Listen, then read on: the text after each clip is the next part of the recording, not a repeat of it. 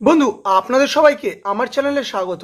আজকের ভিডিওটিতে আমি বর্গক্ষেত্রের কিছু প্রয়োজনীয় সূত্র নিয়ে আলোচনা করব। এক নম্বর যে সূত্রটা নিয়ে আলোচনা করব তা হলো বর্গক্ষেত্রের ক্ষেত্রফল। তার ফর্মুলা কি? বাহু স্কোয়ার। বাহু স্কোয়ার অর্থাৎ বাহু গুণ বাহু। বর্গক্ষেত্রের পরিসীমা।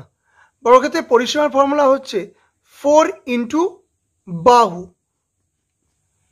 বর্গক্ষেত্রের কর্ণের দৈর্ঘ্য। কর্ণের দৈর্ঘ্যের ফর্মুলা হচ্ছে বাহু রুট 2। বর্গক্ষেত্রের বাহুর দৈর্ঘ্য। এবার বর্গক্ষেত্রের বাহুর দৈর্ঘ্য যদি ক্ষেত্রফল থেকে বাহুর দৈর্ঘ্য বার করতে হয় তাহলে হবে কি? রুট ক্ষেত্রফল। রুট ক্ষেত্রফল। যদি ক্ষেত্রফল থেকে বাহু বার করতে হয় তাহলে হবে কি? রুট ক্ষেত্রফল। আর যদি পরিসীমা থেকে বাহু বার করতে হয় তাহলে হবে পরিসীমা ভাগ 4। বন্ধু, বর্গক্ষেত্রের যে কোনো অঙ্ক করার ক্ষেত্রে বর্গক্ষেত্রের এই ক্ষেত্রফল বাহু স্কোয়ার, বর্গক্ষেত্রের পরিসীমা 4 ইন্টু বাহু, বর্গক্ষেত্রের কর্ণের দৈর্ঘ্য বাহু রুট 2, বর্গক্ষেত্রের বাহুর দৈর্ঘ্য যদি ক্ষেত্রফল থেকে বার করতে হয় তাহলে রুট ক্ষেত্রফল, এবং বর্গক্ষেত্রের বাহুর দৈর্ঘ্য যদি পরিসীমা থেকে বার করতে হয় তাহলে পরিসীমা ভাগ 4। এই 5টা ফর্মুলা অন্যতম। সবার আগে আমি যেটা নিয়ে আলোচনা করব তা হলো বর্গক্ষেত্র কাকে বলে। যার 4টে বাহুই সমান তাকে বর্গক্ষেত্র বলে। যেমন এই বাহুটা যদি 10 সেমি হয় তাহলে এই বাহুটাও 10 সেমি, আবার নিচের বাহুটাও 10 সেমি, আবার এই পাশের বাহুটাই 10 সেমি। মনে রাখতে হবে বর্গক্ষেত্রে প্রত্যেকটা বাহুর দৈর্ঘ্যই সমান। বর্গক্ষেত্রে কোনো দৈর্ঘ্য প্রস্থ থাকে না। বর্গক্ষেত্রে যেটা থাকে সেটা হচ্ছে বাহু। আমি যদি এই বর্গক্ষেত্রের বাহুর চারপাশে যদি আমি বেড়া দেওয়ার কথা ভাবি তাহলে সেটাকে বলবো পরিসীমা। যার ফর্মুলা কি?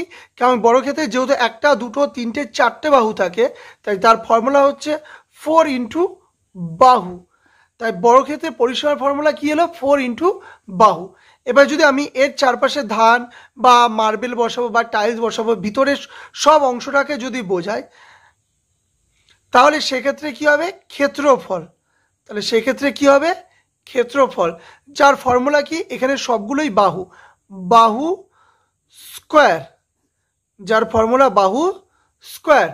এবার আমাদের মনে রাখতে হবে এখানে কর্ণ বলা হয় কি? এক প্রান্ত থেকে আরেক প্রান্তে যেটা টানা হয় সেটা হচ্ছে কর্ণ। বর্গক্ষেত্রে কটা কর্ণ আছে? বর্গক্ষেত্রের 2টো কর্ণ আছে। বর্গক্ষেত্রে যদি এই কর্ণ বার করতে হয় তাহলে ফর্মুলা কি হবে? বাহু রুট 2।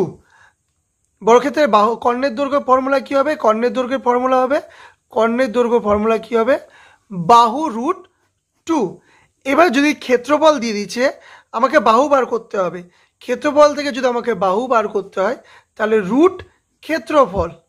রুট ক্ষেত্রফল। আর যদি পরিসীমা, চারপাশে পরিসীমা দিয়ে দিচ্ছে, পরিসীমা থেকে যদি আমাকে বাহু বার করতে হয় তাহলে কি হবে? পরিসীমা ভাগ 4।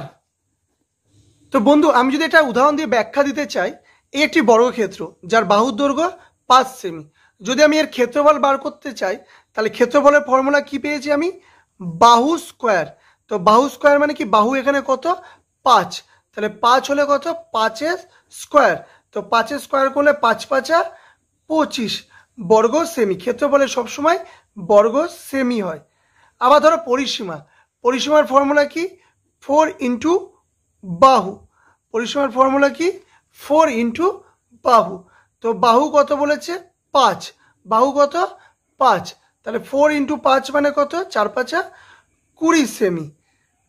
আর এখানে যদি বলেছে বর্গক্ষেত্রের কর্ণের দৈর্ঘ্য, কর্ণের দৈর্ঘ্য ফর্মুলা কি? বর্গক্ষেত্রের কর্ণের দৈর্ঘ্য ফর্মুলা কি? বাহু রুট 2। তো বাহু কত? 5।